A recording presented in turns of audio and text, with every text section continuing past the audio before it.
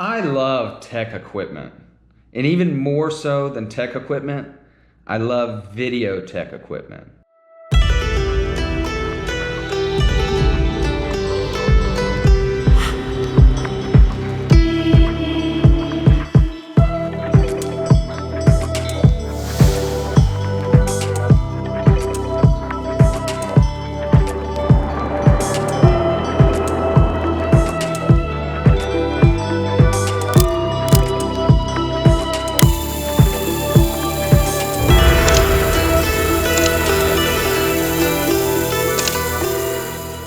Currently, I'm shooting on the Hero Black 7, which I got about a year ago, just over a year ago.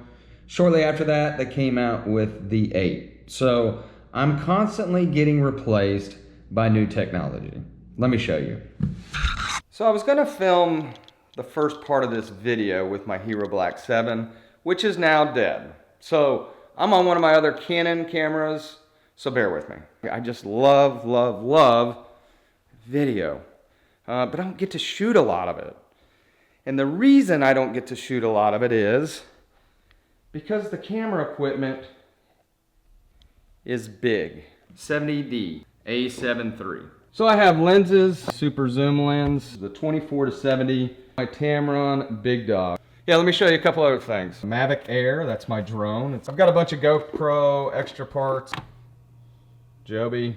I've got more GoPro portable lights, a slider. So even if it looks like I'm professional, I'm really not. I just actually enjoy this. That's it. I've got multiple tripods, drawers full of all kinds of fun video equipment. And sometimes, especially the running videos that I do, I can't just take all this equipment out for a simple run.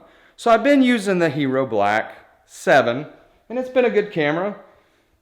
There's been a few little quirks about it, but overall, I can pick it up and I can run with it.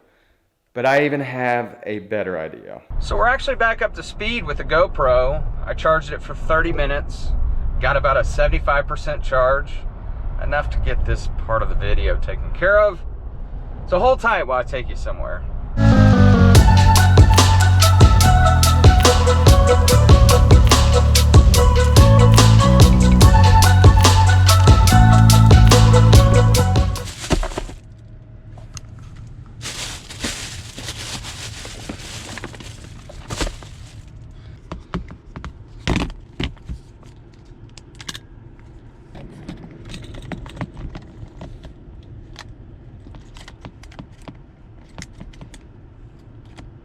It's got a pretty neat little windsock that goes on top. If you're out in the wind, just slides on here like that. It's kind of weird looking, but I think it's gonna work.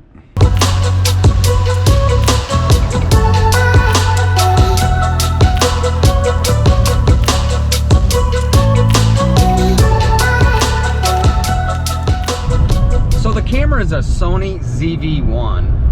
It's a newer point and shoot camera that's out. It's very small, very compact. I think it's a very popular item right now. I looked online and that Best Buy had one left. So when I got there, there was a guy looking at it, and he was looking at a few other cameras. I couldn't tell what he was doing. So I went and got some help and said, hey, do you have this in stock? And he said, yes, I do. And I said, I would like that. So the guy says, that was standing there looking at it, do you have any more?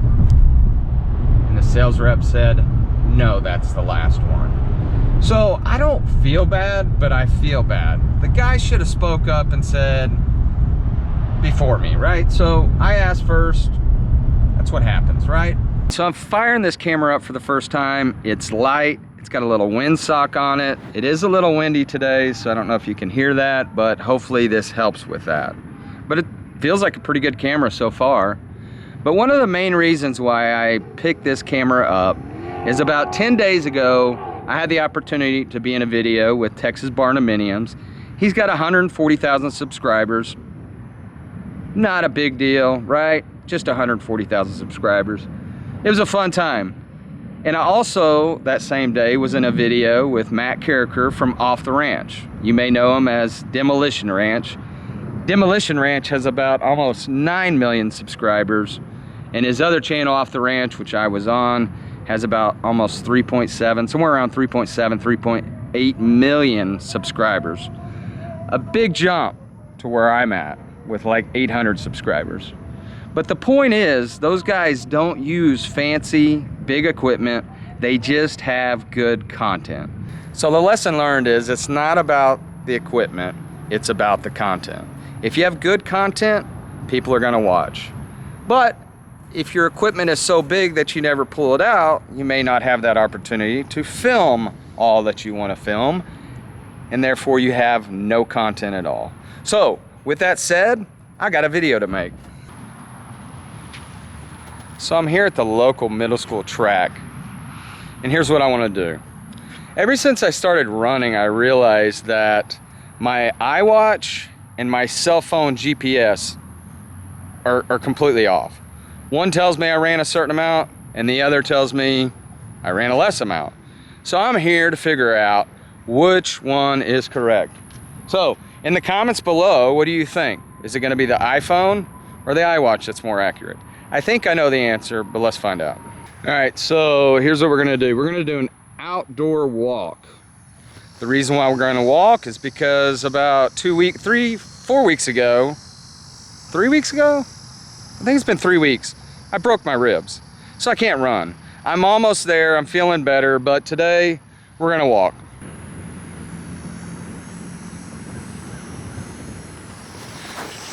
Here we go. I'm gonna walk 1 mile with my iWatch, and we're gonna see what it says we actually did. So, using a track, an actual school track, we'll be able to see exactly how far a mile is on the iWatch. Okay, so I'm on the last lap of the iWatch test. Can't tell you what happens till the end. Thing on the top, it's got little fuzzies. I don't know if you can see it, but that's the one thing I don't like about it, is those fuzzies seem to shed everywhere. New camera probs. So I'm headed around the last corner to the end, which is right at the edge of those bleachers right there. So I'm coming to the end here, and I'm done. So now it's time to try out the iPhone. It's an iPhone 11, the big one. What do they call that? The big one. iPhone 11, big one. So, let's give it a shot. All right, so I've got my running app, which is Sport Me. I've got it set for 1 mile, and we're just gonna hit save. And come on there, come on. Let's start it. Starting short run training in 3, 2, 1, start. Okay, so here we go. First lap. Let's see if we can make it a mile, and let's see if it's accurate on the iPhone. All right, so we're nearing the end.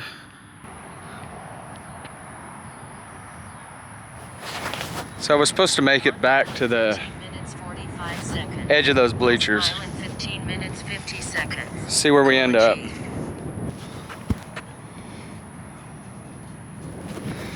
So 1.01 miles.